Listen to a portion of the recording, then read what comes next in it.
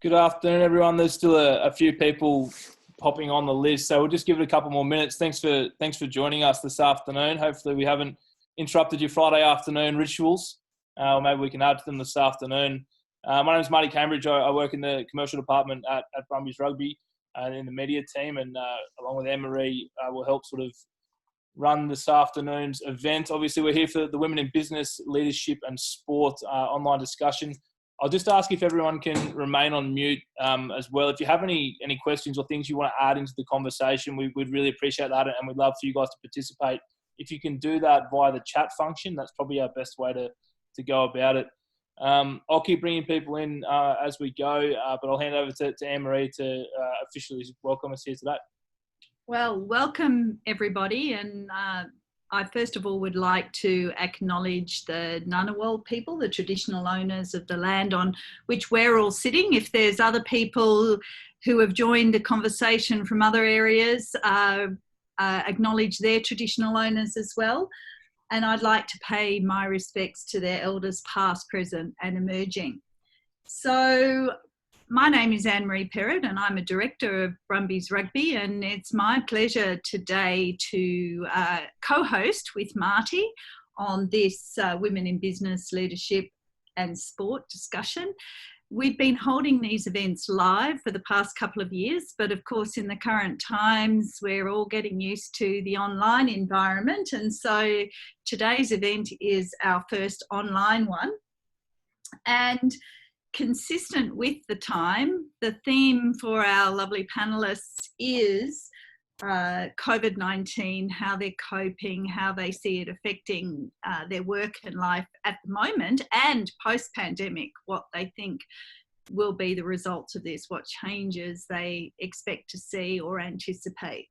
So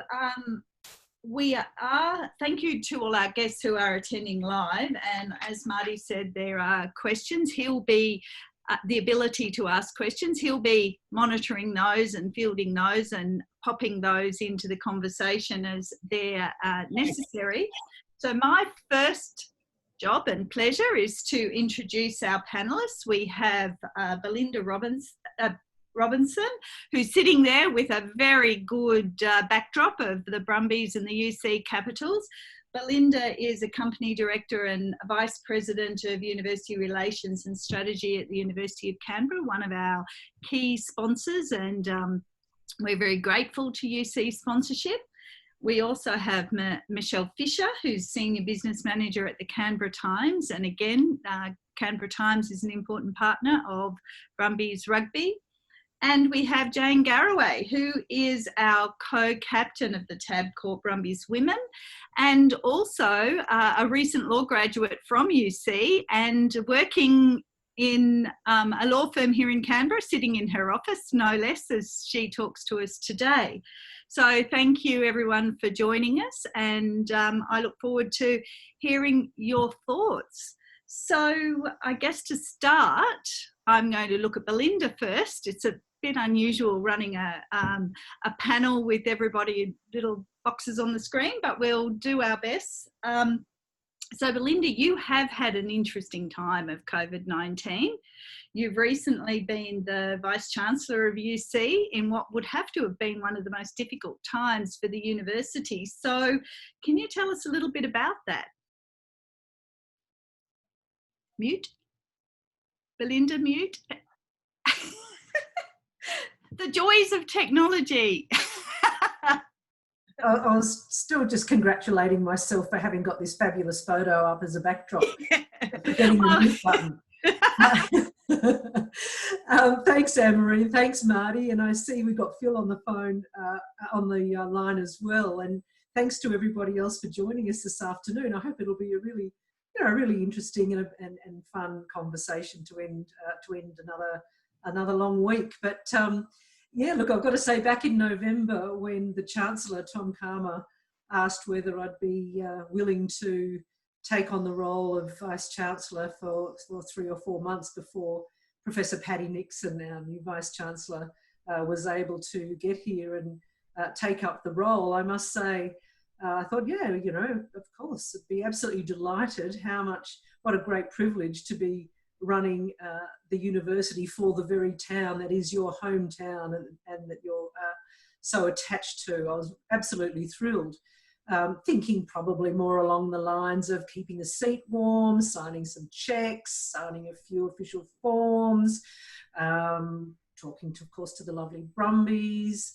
And lo and behold, of course, within weeks we had hail, bushfires, pestilence, plague, you name it. But I think I was very fortunate actually in that having run 3 peak membership-based industry associations for different types of industries, I was probably a little more familiar with crisis management possibly than university administration. So maybe sometimes these jobs choose you rather than the other way around. I'm not sure how many listening in on this would reflect on that and have often felt maybe they've been the right person at the right time, and that's been great for them. And I also think sometimes being pushed out of your comfort zone is a pretty good leadership strategy in many ways for those who are thinking about really stepping up to new roles or new positions. But the other thing I have to say, I was so incredibly fortunate with having such a brilliant executive team and brilliant leadership and people at UC. Honestly, I just cannot say how not surprised, but how thrilled it was to see this wonderful institution that I love so dearly pull together, come together, step up, take this head on, and absolutely at every turn with the interests, particularly of our students, but also our people, right at the centre of everything we did. It was a stunning achievement to do what they did in shifting the university online. And this is a university that's not hasn't got a heritage of a lot of online delivery. It has some, but to be able to achieve what they did was absolutely amazing. So, Anne-Marie, it perhaps wasn't quite as challenging as it might appear, primarily because of the incredible support and talent of the people that I had behind me. Oh, that's fantastic to hear. And certainly, I think everybody was stretched to their limits. And interesting that you said it forced the university online. I think a lot of organisations have been looking at their digitisation and their digital strategies as a result of this, and it's probably going to do more for the economy that way than anything else has done.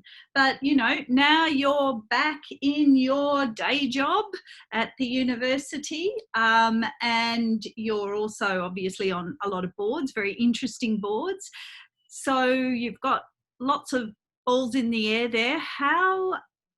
What does your average day look like, particularly in this COVID world where you're not meeting face-to-face with people? How do you cope with all of it?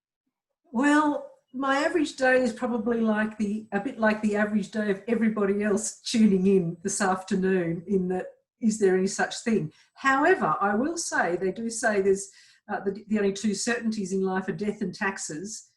Well, I guess for me, the only 2 certainties in life for me at the moment, or the only 2 things in an average day, is I always try every morning, and get some exercise in, you know, at times like this.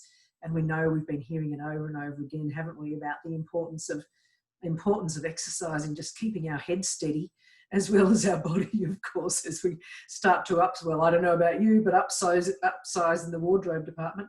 But trying to either get a run or a ride in every morning, and inevitably the other certainty is a Zoom meeting.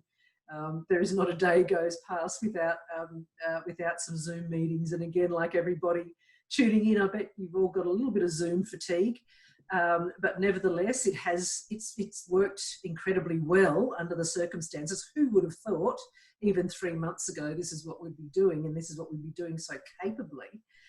But look, for the rest of the day, it could be anything.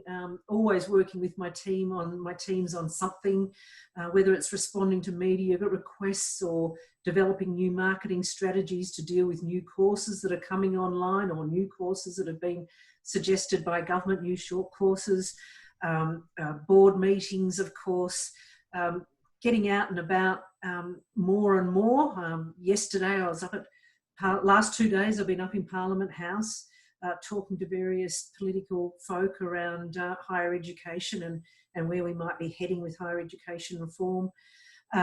Chatting to our many friends within the ACT government or my colleagues over at ANU and working through how we can work together on addressing the issues that we might have in common. Working with my colleagues at the university, of course, on new ideas and how we might take advantage of COVID for delivering a much richer and dynamic, innovative offerings to our students, our potential students. So, you know, it's, and of course, being constantly grateful that I'm living in the cleanest city in the cleanest country in the world at the moment. Excellent, thanks. Over to Marty for some questions. We'll come straight to you, Jano. Like Anne-Marie said off the top, you've been busy juggling your law study with your rugby, with your personal life for a little while now. What's that been like for you in this current period where there's been, you know, extra limitations put on what we can and can't do? Yeah, so I guess at the start of this year, pre-COVID, I was having to juggle the likes of full-time work, full-time study, and Super W. Things changed quite a bit with COVID. Obviously, not just me, for everyone. But yeah, things changed a little bit with rugby. So we were meant to be playing semi-finals back against Queensland at the back end of March. The final series was then postponed for mid-May, and then later the final series was cancelled altogether. So the last few months have been definitely different for me with the lack of rugby that I would normally be playing around this time of the year. But I guess in some ways I can take that as a positive, having less rugby, because then I have more time for my study at the moment, which I should be finishing very, very shortly. So there has been those changes, and also in terms of my work environment, most of the office has been working from home. So yeah, there's been quite a few changes. When you say you're close to your studying, where are you at with all of that? Every time I speak to you, you seem like a little bit closer. Are you a little bit closer again now? Yeah, definitely a little bit closer. I finished my Bachelor of Laws at UC at the end of November last year. And then I started my graduate diploma in legal practice at the start of this year. And I should be finished in 5 weeks. Not that I'm counting or anything like that, but yeah. Fingers crossed, you'll kill it, no doubt. What about on the field, footy wise, training wise? What's that looked like since that competition was suspended? Yeah, so since the competition has been suspended, training has definitely been quite different. I'm still training regularly. The difference obviously is we're not training together, so I don't have any access to gym equipment. So my training consists of body weighted programs, and they're set out in an app, which one of the Brumbies S&C has developed those programs, and we all have access to them in an app, and also been doing running programs as well. So I guess training on my own, I have found it really tough. I do miss seeing the girls. You know, we would normally see each other nearly every day. And so that's definitely different environment, different circumstances. So trying to find that motivation in other ways rather than relying as much as, in that team environment. But I guess the good thing is I have been able to catch up with some of the girls and things like that. Yeah, that's great. Well, clearly you're back in the office, and from the background noise, so are a lot of your colleagues. So let's hope it's not too long until you girls can all train together as well. It's good to hear that you've actually started seeing some of them again, and we're all very excited to see more rugby from both our men and our women. So I know that there's probably not a lot planned necessarily for the women just yet, but hopefully it's not too far away. Yeah. So over to Michelle, sitting there quietly listening in. You haven't escaped the questions. Michelle, as a senior business manager for the Canberra Times, can you please let us know how much COVID-19 has changed the way you do your business? Extremely. So usually we're in the office, we're outdoors all day, every day, talking to customers, face-to-face meetings. And before it got really serious, you had the option to stay in the office. We had a roster. I have a 4-year-old. I stayed in the office as long as I could while everybody escaped back home. But then it became real, and it was you stay home. And instead of face-to-faces, it was this is how many calls you have to make. And it was more about not chasing money, not chasing advertising dollars, but just being there and supporting all the businesses and making sure that they knew that we were still there for them, keeping in contact. Businesses had to change so quickly and so dramatically, and a lot of them did it really well, and it was really great to see. And there's a lot of other heartbreaking stories, and I'm an ex-business owner, and to think of the decisions you would have to make for you and your team just devastates me. So it's really about supporting the team, but the business owners. But yeah, being at home, it's a lot of virtual meetings, phone calls, emails, and yeah, more just showing support. So it was a big adjustment, getting used to being at home and not out and about. But it hasn't been that bad. It's surprising how much you do adjust to that kind of environment. So you see some positives coming out of it? Yeah, absolutely. And that's it's on us too, you know. It's really easy to stay at home and not work, or find excuses, or, you know, maybe put Netflix on. And I know some of my team probably have done that, but it's, you know, you need to set out your day. You need to have a forward plan and a structure and exactly what your day looks like, because if you don't, then it is really easy to fall off. And, you know, as Belinda said, exercise, getting outside. I've got a Rottweiler that I'm forced to walk every day, is really important, because you've really got to stay focused within yourself to be able to still deliver for the business. So do you see that there'll be more online through the Canberra Times? Do you think that as you progressively go back, it'll be eventually back into the office the way you were, or do you think there'll be some changes sort of more permanently about the way you work? I think there's a bit of both. So our online activity, even through the bushfires, has increased, and our online audience is just huge. We dropped the paywall, so it was open to, you know, we serve the nation's capital, so it was open to all to receive the news. So I think we have a unique audience, just over 2 million people who are online all the time. So it's massive. And we've still got some print, because our subscriptions in our print have also increased throughout this time. You know, we've got a lot of elderly or anybody who can't go out to pick up the paper, so they want it delivered. They still love that experience.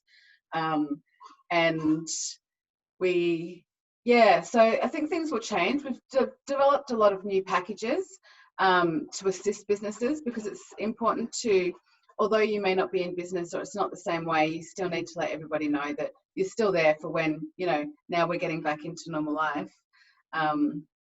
That, you know, Canberrans love to support local businesses, so we can help do that, and we are all about supporting local businesses.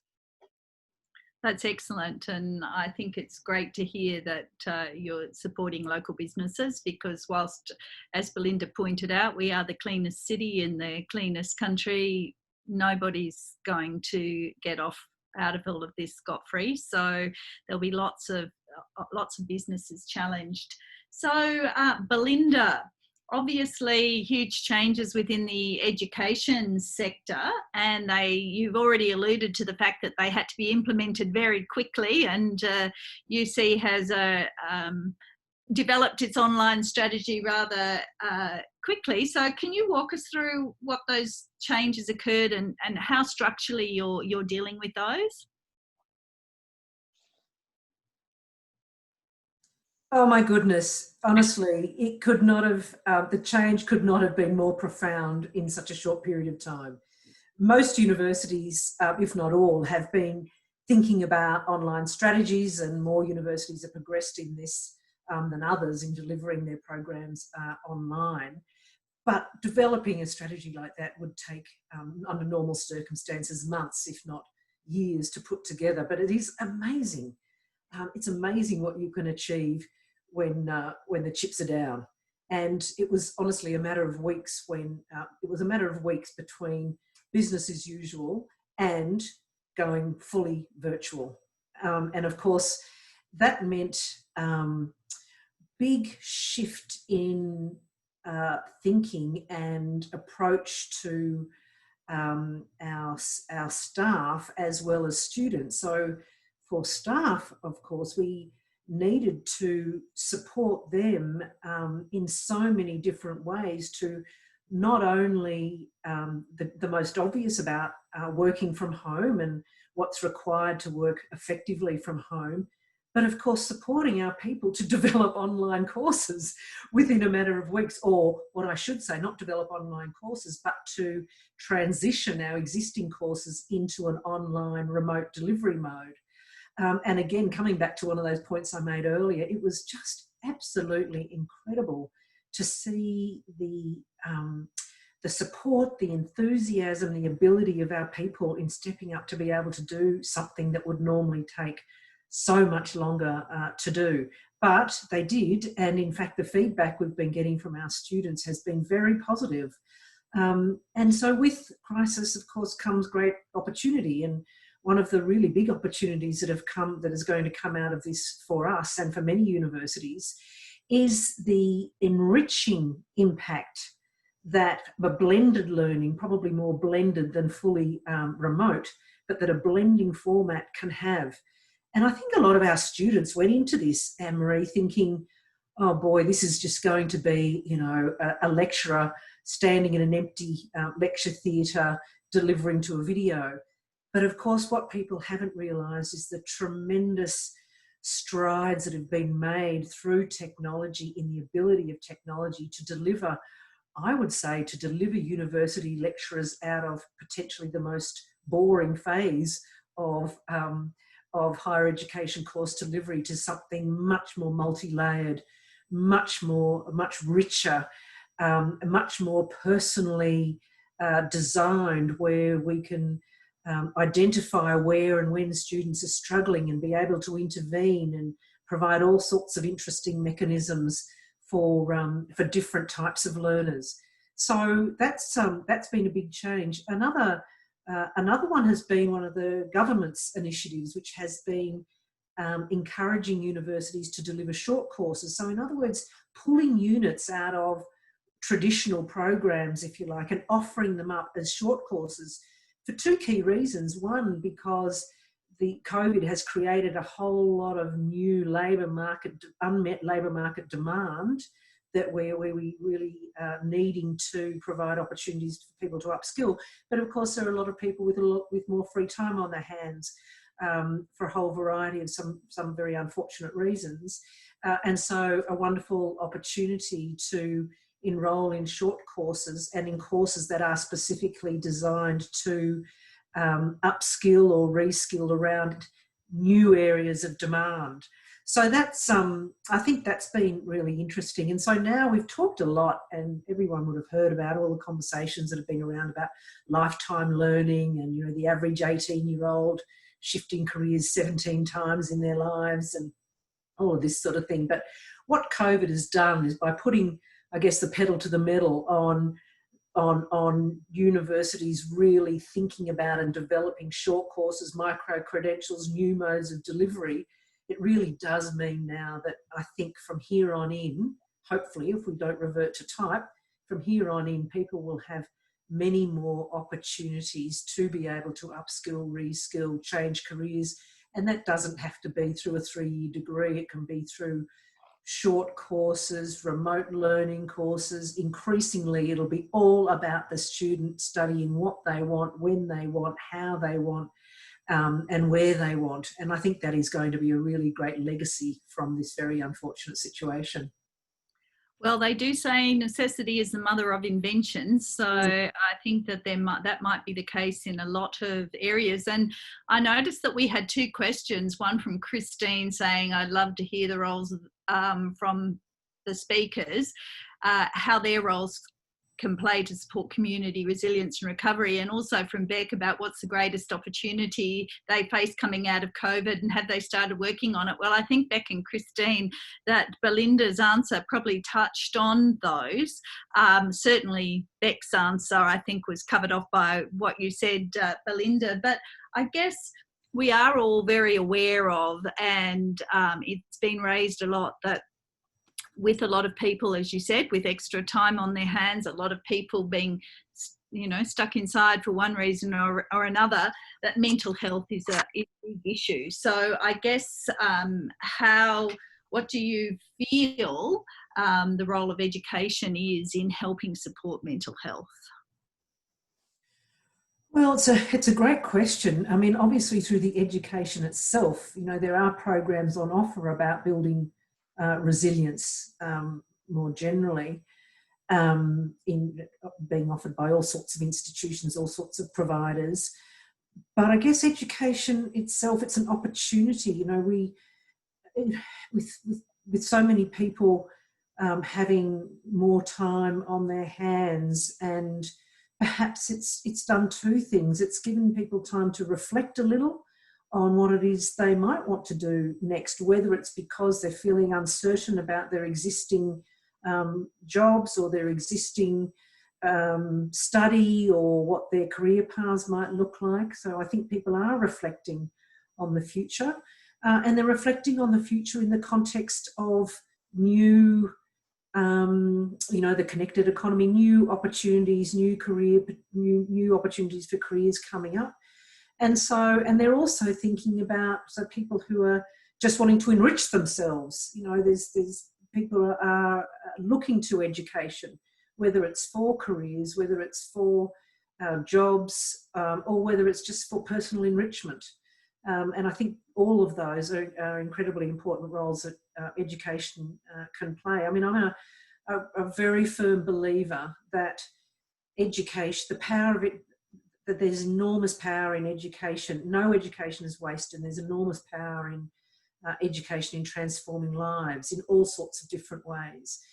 And also education is a great leveller. And so I would hope that at this time people are looking, or at least considering, education for whatever reason as something that will enrich them and be useful to them as well. Thank you for that, Belinda. Over to you again, Marty. Thanks, Anne-Marie. Belinda, I've got a couple more before we let you off the hook for a breather. We know universities and also sporting clubs are really great vehicles for community and cohesiveness, and giving people almost a sense of belonging to something bigger than themselves. How has that been affected by going online and not having that physical space to connect to? It's been tragic, simply tragic. You're absolutely right. Sport is such a great vehicle for everything, for empowerment, for health and well-being, and from UC's perspective, from community connection. Sport brings people together. COVID has pushed people apart in some ways. And so the two have been kind of pushing in separate directions. And I think the real challenge has been how to keep the role of sport, the important role that sport can play, still central to what it is we do. Now, we talked a little bit before about the importance of sport in just maintaining good, solid mental health as well as physical health. But of course, what's been happening through COVID, it's been done more on an individual basis. But it's been so interesting. When I say it's been done on an individual basis, not electronically, of course. I mean, I know that I participate in all sorts of sporting activities with a whole bunch of other people online. So a whole bunch of us do RPM classes online together. So we're chit-chatting away online while we're pedalling away. And I know lots and lots of people have done that. So it's been really, really interesting, I think, to see the innovative approaches that people have taken to ensure that sport has continued to play a really important part of their life.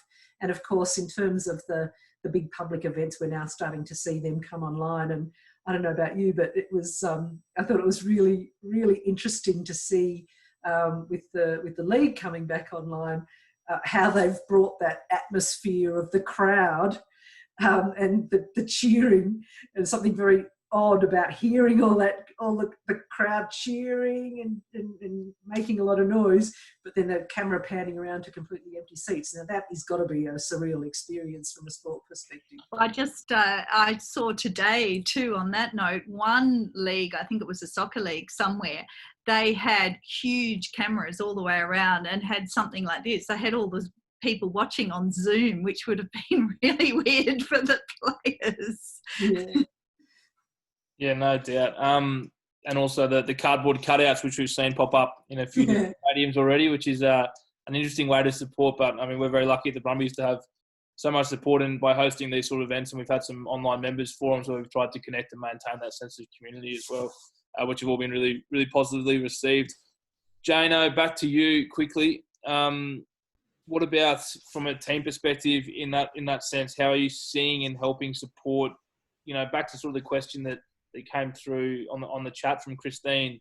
How are you helping support the sense of belonging and community within the Super W team as a whole, not just your players, your coaches, your staff, and the supporters?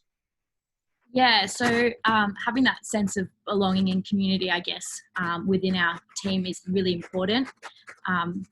Over the past few years, we've been able to build that great team culture, and that's probably more important now than it was previously. Obviously, like Belinda said, in some respects, sport used to bring us together, and now COVID is doing the complete opposite. So that team culture which we've built is particularly important at the moment. For our team, I guess most of the Canberra girls have been catching up with one another. They've been going on walks and hikes all around Canberra, much like most Canberras. Mount Taylor seems to be one of the popular spots. The girls have also, I guess, been training in small groups for the running sessions, and catching up where they can, whether that's via technology such as Zoom sessions or house party or things like that.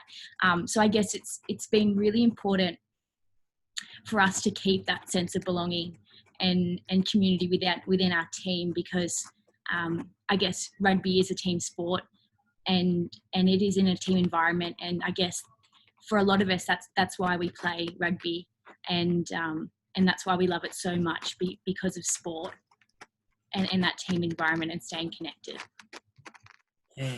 Definitely. What sort of role do you feel like sport, and I guess in our sport, rugby, plays in building those community connections? I mean, I know you guys have a strong Super W crew as well, but if you think about how that extends out to your club rugby and then down from there.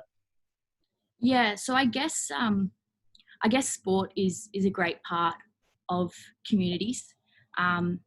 It doesn't matter who you are or what you do. It's something that brings everyone together, and that everybody has a place and everyone can be involved in. You've got different roles. You've got players, coaches, referee, volunteers, spectators, and it's a really good opportunity for everyone to come together and to make those connections. Those connections that you make can continue in the off season. They continue away from the game, and you never know what those relationships can become in the future. So I think sport is such a vital plays such a vital role in building our community and keeping those connections alive and things like that. Yeah, no doubt. I mean, we'd all have stories about meeting someone at a rugby club or somewhere else and then running into them in a completely different part of our lives. It's amazing how things can connect up. Going on from that and sort of trying to bring your, what you do outside of rugby to what you do in the business world, how do you, or can you see a link between them? Can you see a link between what you do in rugby and what you do in the legal profession? Yeah. I definitely think there is by talking to the referees. I definitely think there is a link between the two.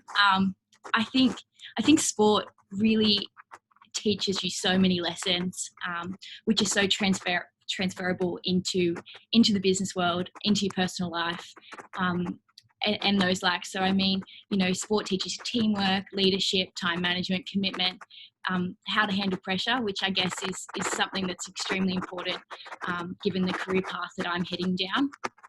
And the big thing that sport has taught me, which we've previously mentioned, is resilience. So, there's plenty of times during sport that I've had poor performances, or I haven't been selected, or had to come over other roadblocks. And sport really teaches you how to bounce back, and that is a big skill that you need for the workplace. And so, yeah, I definitely see the link between both sport and business.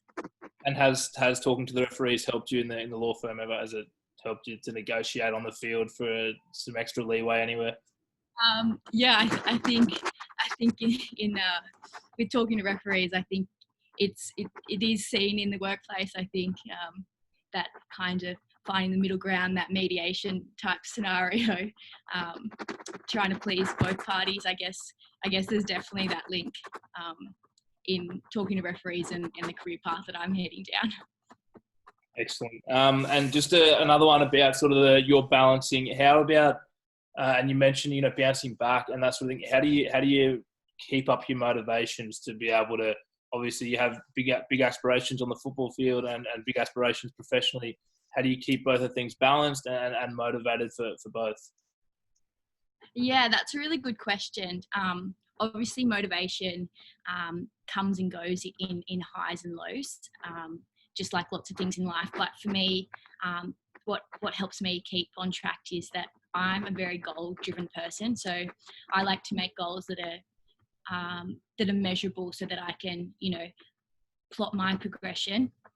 And obviously that involves being organised, which certainly helps the balancing act. And I think we slightly touched on it just earlier, but I think the biggest thing for me is not doing it alone. So you need those great support networks. And for me, in probably the three biggest things of my life is obviously my workplace here at Snedden Hall and Gallup Lawyers. I've got some really great colleagues and mentors that can help me stay on track and have that support. I've also got the likes of my uni friends that are also going through a similar journey, and obviously, rugby coaches, managers, teammates. They're all there that you can always go back and rely on, and they offer great support. So I think you really need that support network who you can, I guess, share your life with, and that you can turn to for encouragement, support, and personal growth, particularly during those times when you're struggling with motivation. And I think, it's a vital tool in maintaining, or at least for me, it's a vital tool, having this support network for my mental health and well-being. I think, it's definitely not something that you can do on your own. Yeah, it's definitely not an easy thing to do either, and you seem to balance it really well on and off the field. I'll throw it back to you, Anne-Marie. Terrific. Before I go back to Michelle Fisher for some questions, an interesting question has been asked by Michelle Redfern. I'm interested in hearing about how women in sport, particularly the off-field women, are faring and will fare during COVID-19 and post-COVID. The statistics are dire when it comes to women's livelihoods being affected by the pandemic. I suspect, based on research, that women in the sports and associated industry will feel this acutely. I might try and answer that for you, Michelle, as a director of Brumbies Rugby. I mean, clearly our off-field women, we've got a lot of women who work for the Brumbies, and, to be perfectly honest, it's tough when your revenue streams have trickled to nothing. So we've worked really hard to keep our women and our men on board. We've been very grateful to the government's assistance through JobKeeper and the ACT government. The ACT government's been a big sponsor of the Brumbies, and they've helped us in many different ways during this difficult time. We're not pretending we're past out of the woods yet. We've got a long way to go, but I think you're absolutely right. Unfortunately, at this stage, we can't pay our Super W women. One of the reasons we're holding events like this is because we want to get to a stage where Jane and her teammates are paid, because we think they're professional in every single way, except for the fact that we can't pay them yet. So I think it is really important that we focus on our women. I think it's really important that we understand that women will be impacted probably worse than men out of all of this, and whatever we can do to support them is incredibly important. I don't have any concrete answers for you on that question, but I do think it's a real issue, and it's something that we at the Brumbies and our board are very aware of. And I think it's something that, you know, it's not just women in sport, it's women in the arts and other industries like that as well as well as men. But, you know, our particular focus here today is women. So it is a great question, and it's something that we are thinking about, and something we're striving to. We don't want it to be 100 years like it was for the men before we start paying our women. We've got a much tighter timeline than that to get to that for our wonderful Super W team and our Pathways players. So hopefully that goes some way to at least answering that question. What I'm going to do now, though, is I'm going to go to Michelle Fisher, that is, and check in on her, as she's already mentioned to us that she's a mum of a 4-year-old. So how is that going, working from home with the little one, Michelle? And it's just really funny. I was kind of really dreading it, going, don't let schools close down, but, you know, I need to keep her safe. How am I going to manage homeschooling? And she's in preschool, but, you know, I think they need even more attention. She's a spunky little kid. She's clever. She's quite clingy to me. So she needs me to be touching or doing something all day and trying to work and do that. I was absolutely dreading it. And then once it started happening, I was like, you know what? And when I had the business, you think you're capable of, you know, it's just you can manage your business and you've got it all sorted. You can just do that. But when it's you and your child, it's a completely different kind of structure, and you kind of really need to revamp what you're doing, because, you know, you're managing grown girls in a business, but now I've got a 4-year-old who can have, you know, craziness or mummy, focus, no work today. So again, it was like structure, planning your day out.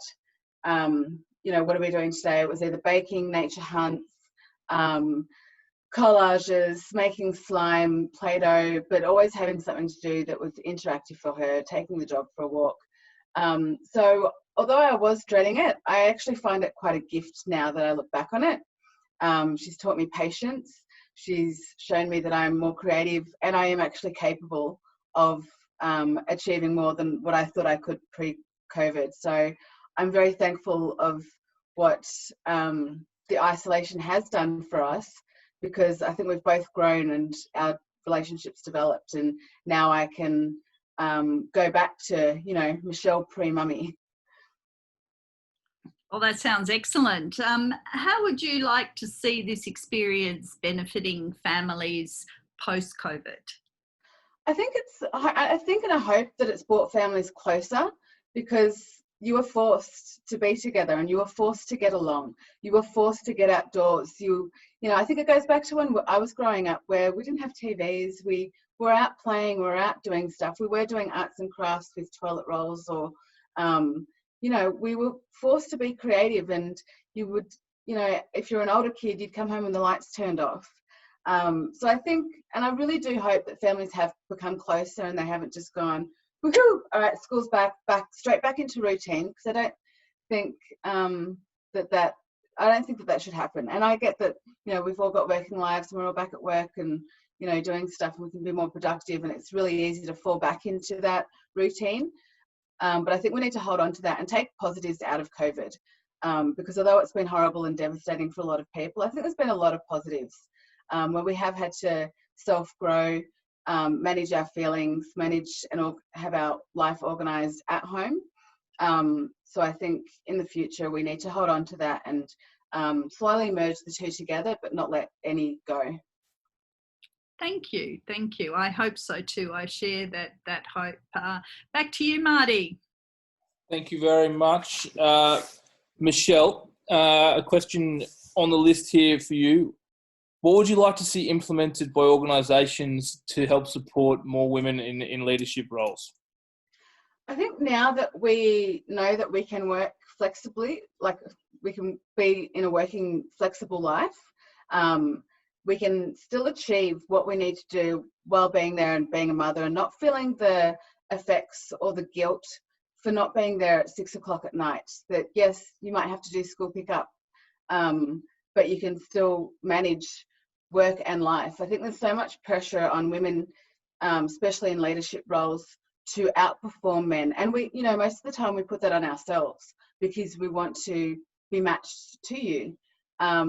So I think moving forward, we need to know that we are capable. People need to recognise that yes, work can be achieved in or out of office, and that we, most importantly, really need to support each other, men and women, moving forward within any role that we're in, whether it's leadership or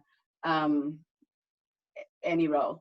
So I think, again, we need to take COVID and really continue the support and continue the confidence, but also allow us to climb and not have that guilt, which I think men have kind of caught on to now. A lot of businesses have had to be more supportive and be more flexible.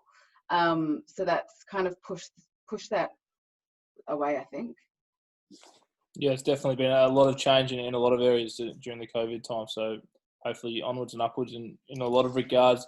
Belinda, just off the back of that, coming back to you, what kind of role can the education sector, we know it's a massive one, so if you have any particulars about how it could, what kind of role that sector would have in women in leadership roles and women wanting to have leadership roles? I think you've muted again. I'll just... There you go. Thanks, Marty. It probably falls into three broad categories. One is around education itself. So there are many, many programs run out of universities, including our own, around leadership and that address issues around diversity in leadership and women in leadership. So the education programs themselves. It's also, I think, there's a big role for the education sector, and particularly the higher education sector, around walking the talk on this. So the education sector is probably doing a lot better than many other sectors in terms of gender diversity. So in 2018, for example, I think we had about 46% of employees in higher education were women, compared with about 35.3% of men. But it gets a bit more interesting when you start to dig into those numbers. So for positions, for males employed in universities above the senior lecturer, there are about 19% men. The equivalent in those positions above senior lecturer is about 7.6% female. So it's still a lot of work to be done around supporting and encouraging women into those senior positions. Then when you look at the governing bodies within higher education, around 41% of people on the governing bodies, so on whether you call it a Senate or University Council, are women. So again, that's way ahead of where most sectors are, and even the ASX. But only about 15% of chancellors are women. So again, I think that's interesting, and it does tell us something about the need to continue to work really hard in getting women into the most senior positions. But also the sector as a whole. There's a group, for example, called the Universities Australia Executive Women's Group, and that's a group that is sector-wide, right across the universities. And it dedicates itself to improving the representation of women in executive and senior leadership roles. And they just do a phenomenal job without terribly many resources on developing toolkits, on mentor programs, on developing best practice recruitment guides, on doing analysis and research on this work and getting that analysis and research out, on just released something on sponsorship, how to create career opportunities for women in higher education. So I don't know if there are too many sectors that have a group like that, is completely devoted to increasing the opportunities for women at a senior level right across the sector. There's also another group called Athena Swan, which is all about advancing women in STEM, in careers in STEM. And they've done a fabulous job too I think we've now got about 51% of people in STEM staff are now women. So they've been doing an excellent job there. And I just happened to mention a little plug for University of Canberra, which just received a gold medal. So that gets back to that walking the talk. And I mentioned it deliberately. You can't just say these things. You can't just talk about it. You can't just advocate. You actually have to do the stuff that you talk about, and you've got to be sincere about it and committed to it. And the other thing, Marty, I'd say is a lot of universities have particular institutes that are dedicated to these sorts of things. So at University of Canberra, we have what's called the 50/50 by 2030 Foundation, led by Virginia Hausiger. And that's all about aiming to have by 2030 men and women equally represented in leadership and key decision-making roles at all levels of government, in public administration and throughout Australia and across our region.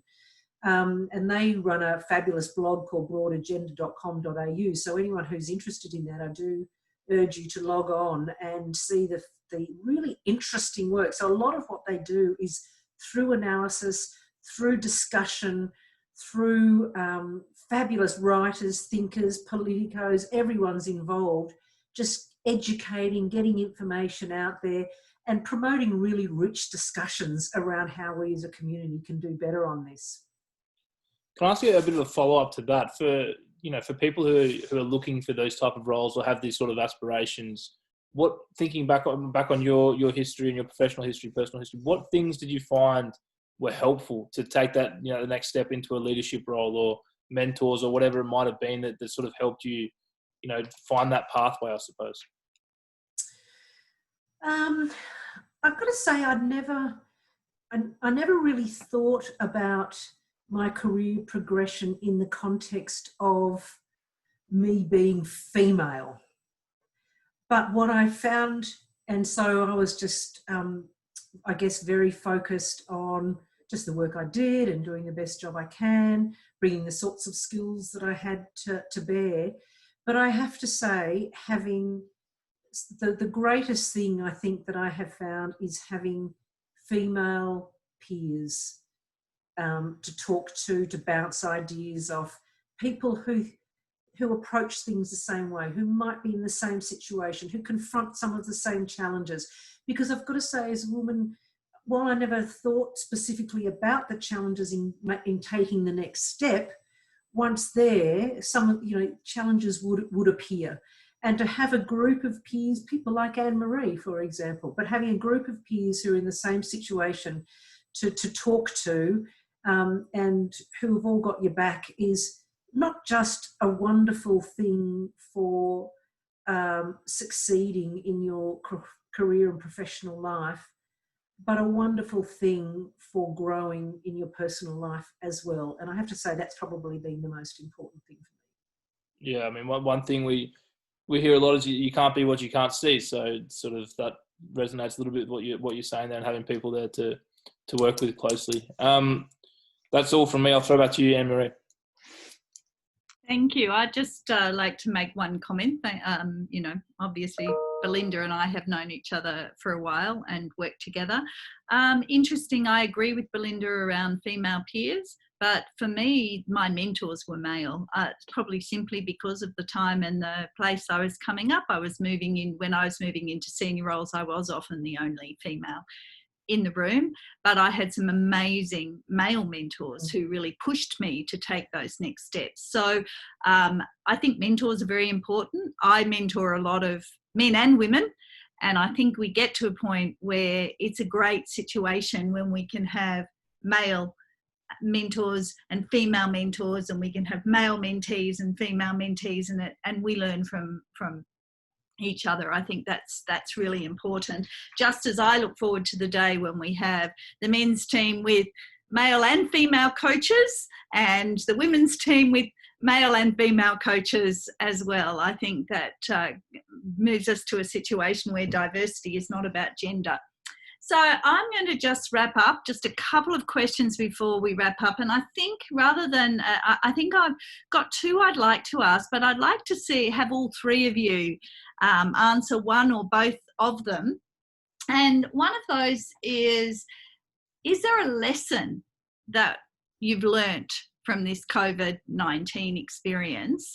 And sort of backing up on that lesson, what the idea of what the new normal is going to be after COVID. What is it? What should it be? What would you like it to be? Do you have any thoughts on how we get there? Now, by all means, answer some or all of that, but I might start with Jane and ask Jane what she thinks from the perspective of someone who's just coming out of university and going into the workforce. Then I might follow up with Michelle, who's someone who's in the workforce at the moment with a young child and a family situation. And then Belinda, I'll throw to you for someone who's very senior in their organisation. So Jane, you first. Yeah, so that's definitely an interesting discussion to have, I think. I think one of the things that hopefully, I guess, that I've seen demonstrated with COVID is what we see in terms of women's leadership. So I think that at the moment there's been leadership around the world, and that it shows that we really need to, I guess, appreciate and understand that there is differences in leadership, and that obviously there's been a lot of attention paid to female leaders around the world and the effectiveness of them and their skills that they can bring to the table. And what I'm really hoping for is, obviously I'm more at the start of my career development, so I'm hoping that this carries through. But I guess that I'm hoping that with these examples that have been seen in the media and things like that, that women have illustrated that they are able to manage, and that they can manage crises, they can manage, the adjustment from working from home, they can manage with families and things like that. So I'm really hoping that COVID brings about widening and broadening people's perspectives on women's abilities, and I hope that really does happen, and I hope that progresses, especially through my career development. Thank you. What about you, Michelle? What are your thoughts on those questions? Absolutely. I mean, Jane did really well in telling that story. I think she knocked the nail on the head. And it's really interesting when you think about lessons learnt after COVID, and I haven't really thought about it until now. It's that we are resilient. We can manage change. We can adapt. And we can change the way that we do life and business and motherhood or family life. And I think, and that's not just for women, that's for men as well. I think if we all move forward and recognise that, and I think embrace it as well, bring it into the workforce, for people who maybe have struggled with that, then help them through that. Talk to them about how you managed and how you coped, because it's really easy just to stay at home and not be in contact with anybody. And it kind of becomes, some days it can become the norm where you don't talk to anybody and you kind of forget that there's people out there. So having that connection and just remembering that, yes, we will go back post-COVID, and yes, it's going to be a little bit different. And it may take people a little bit longer to come out of the shell, and that's completely fine, and it's okay, because it's scary getting back out there. It's strange how used to you get being at home. I think it's been 11 weeks, and it's the thought of going back into the office 5 days. Honestly, I kind of go, ooh. So that's something that, I'm going to have to work through as well, because it's, going back to norm isn't so normal anymore. So we need to, strap ourselves in and just, manage that transition again. Yes, I hope that we're a kinder place at the end of all of this. I hope this experience has made people more considerate of others and more caring of others. But over to you, Belinda, your words of wisdom. Thanks, Anne-Marie. I just hope I never have to take my Ugg boots off again. But I think Michelle and Jane absolutely nailed it. And it really is about, I really hope that, yes, we're all kinder to each other, and we can be more generous around how people work and where they work. The flip side of that, though, is being very alive to the danger. There's sort of, when that discussion is had in relation to women in particular, there's often an underlying statement that women will want to work from home so they can look after their children as well. And I think there is a very big danger that we need to be alive to. So Michelle made a great point about this is really important for men and women, for everyone, about being more generous and open to different working arrangements. But that should never be code for so women can do a full-time job and look after kids at the same time. And I do think we have to be very, very mindful as a society and as a group that we don't allow the debate to head down that path. Thank you. I agree with all of those sentiments, and you know, we should all be part of the new normal, and we should all be doing our part to be inclusive of people, and that whole point around diversity that is part of the reason we have these women in leadership discussions is also that diversity about how you work and what your particular needs are. So that sort of idea of more understanding and kindness is a really good one, and that idea of equality, Belinda. And I can see there's a few people popping up agreeing with that sentiment. So given the time, we're already past 5 o'clock, it's probably time to wrap up. It's been a great discussion. So thank you, Michelle, Jane and Belinda. Thank you for your participation and your insights. Thank you to everyone who's joined to listen to this today. We appreciate you showing the interest and being involved. Of course, we want to thank our sponsors, not just the wonderful University of Canberra and the Canberra Times, who are represented here today, but also Plus500, O'Neill's, Tab and Poplar Sierra in Canberra, plus a whole lot of others that I'm sorry I don't have time to mention right now. If you do have any questions, if you'd like to link up with our panellists, please reach out to the Brumbies, and we would also be happy to tell you more about our Women in Rugby and the programs that we're having. We certainly do hope that we might get to a point before the end of the year to have another Women in Leadership event face-to-face, which is certainly something that our past Women in Leadership events have been. But if you have some feedback, please send it in, and in the meantime, have a safe and enjoyable time, and look forward to all the things that are opening up. And we certainly look forward to rugby getting back on the field. We look forward to community rugby starting up again, and then we look forward to seeing our Super W team on the field and our men's rugby back on the field as well. And we hope to see many of you at that rugby. So thank you very much.